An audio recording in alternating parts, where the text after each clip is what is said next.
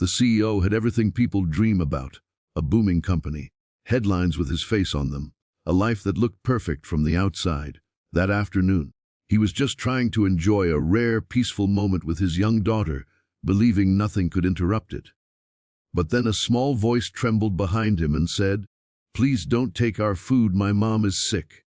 What happened next didn't just change that boy's life. It shattered the CEO's past, exposed a hidden truth, and rewrote the future of everyone involved. Before we begin, make sure you subscribe to the channel, because stories like this remind us that the smallest voices often carry the biggest truths. Everyone around the outdoor plaza was smiling. It was one of those rare afternoons when the air felt light, when strangers laughed easily, and when time seemed to slow down just enough for people to enjoy where they were.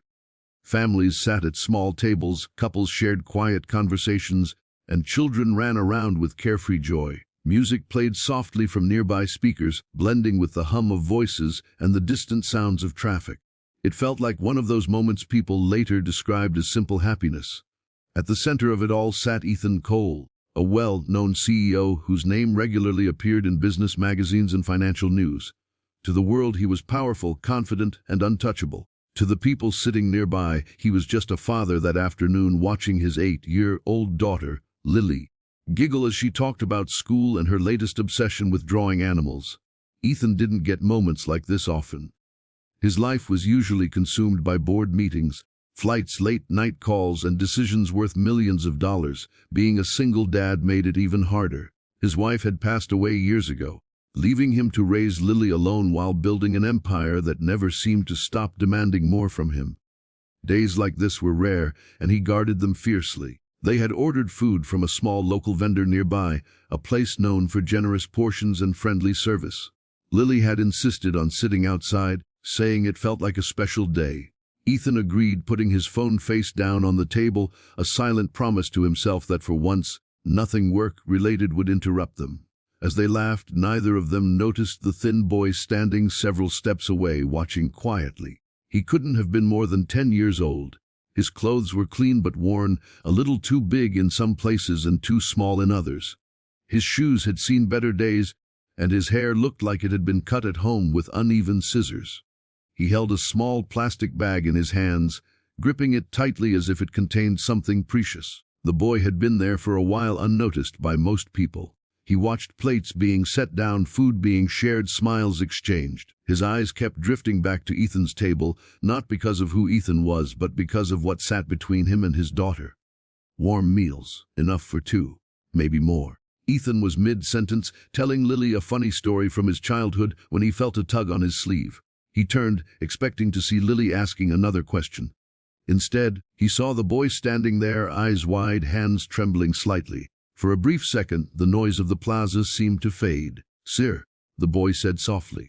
His voice cracked as if it took all his courage just to speak. "Please don't take our food, my mom is sick." The words landed heavier than anyone could have expected. Ethan froze. Lily stopped smiling. The world snapped back into focus, but everything felt different now. Ethan looked down at the boy, confused. "I'm sorry," he said gently. "What do you mean?" The boy swallowed hard. "The man over there said if no one buys more, they'll throw the extra away. My mom hasn't eaten since yesterday. She's really sick. I just didn't want it to be taken." Murmurs began to ripple through the nearby tables as people noticed the exchange. Some looked uncomfortable, others pretended not to see. Ethan felt something twist in his chest. He glanced toward the vendor, who stood behind the counter looking impatient, arms crossed. The boy wasn't lying. Ethan could see it in his eyes. This wasn't a rehearsed line. It was desperation. Ethan pushed his chair back and crouched down so he was eye level with the boy. "What's your name?" he asked. "Daniel," the boy replied. "And your mom?" Ethan asked. "She's at home," Daniel said. "She's been sick for a long time." "I try to help?" Lily reached out and gently touched Ethan's arm. "Daddy," she whispered. "He's scared." That was the moment something inside Ethan cracked. Ethan stood up and walked to the vendor, ordering more food than anyone expected, enough to feed several people. When he returned, Daniel looked confused, unsure whether to smile or apologize. "This is for you and your mom," Ethan said, placing the bags gently into Daniel's hands. "All of it." Daniel's eyes filled with tears. He tried to speak, but nothing came out. He just nodded again and again. As Daniel turned to leave, Ethan felt an urge he couldn't explain. "Wait," he said. "Where do you live?" Daniel hesitated, then gave a vague direction, clearly embarrassed. Ethan looked around at the people watching. Some smiled, some wiped their eyes, others looked away ashamed. But Ethan wasn't thinking about them anymore. He was thinking about something deeper, something uncomfortable, because Daniel's face stirred a memory Ethan had buried long ago. After finishing their meal, Ethan took Lily home, but his mind stayed with the boy. That night, as Lily slept, Ethan sat alone in his office, staring at old photographs he hadn't looked at in years. Pictures of his childhood, a small apartment, a tired woman with kind eyes, his mother. She had been sick too, very sick. Ethan had grown up poor, something the world rarely associated with his name now. His mother worked multiple jobs, often skipping meals so he could eat. He remembered standing in food lines, pretending not to be hungry so others could go first. He remembered fear, the kind that sits in your stomach and never fully leaves. And he remembered a day very much like today. A stranger had helped them once, just once, but it had changed everything. The realization hit Ethan like a wave. He had built his empire on innovation, risk, and relentless drive, but somewhere along the way, he had forgotten the child he used to be. The next morning, Ethan made a decision that shocked his entire executive team. He postponed meetings, canceled a press appearance, and drove back to the neighborhood where he had met Daniel. It took hours, but he found the building Daniel had described. It was old and worn, paint peeling, stairwell dimly lit. Ethan climbed the stairs slowly, Lily's words echoing in his head.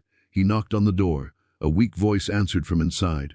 When the door opened, Ethan saw a woman sitting on a couch, wrapped in a blanket, her face pale but familiar in a way that made his heart stop. For a moment, neither of them spoke. Then her eyes widened. "Ethan," she whispered. The world tilted. It couldn't be possible. But it was. The woman was Maria. The woman who had once taken care of him when his mother was too sick to stand. The woman who had shared her food with him when she had almost nothing herself.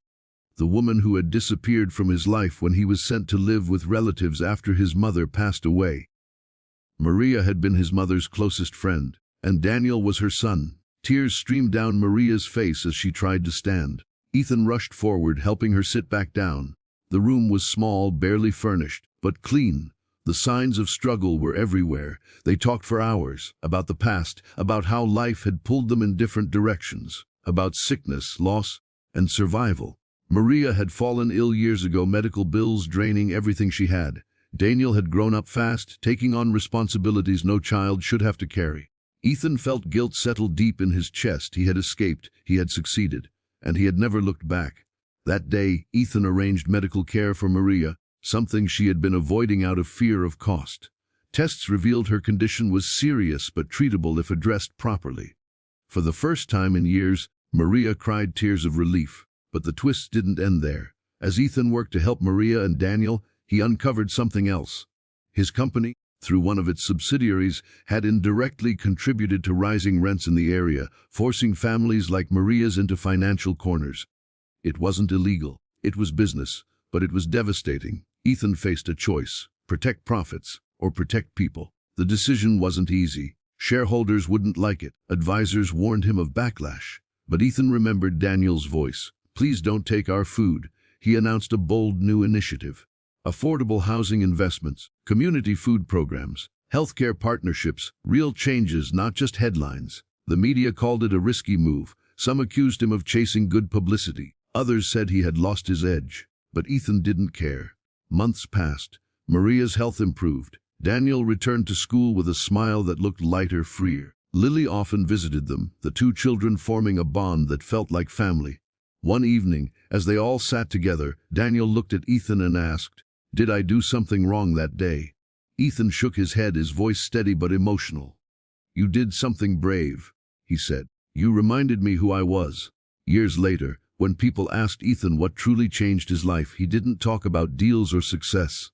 He talked about a small boy, a quiet plea, and a moment when joy was interrupted for a reason. Because sometimes the most powerful turning points don't come with applause. They come with a trembling voice asking not for everything, but just enough to survive. And that is why moments that seem sweet on the surface can carry lessons deeper than we ever expect. If this story moved you, let us know in the comments where you are watching from. What part of the country are you tuning in from today?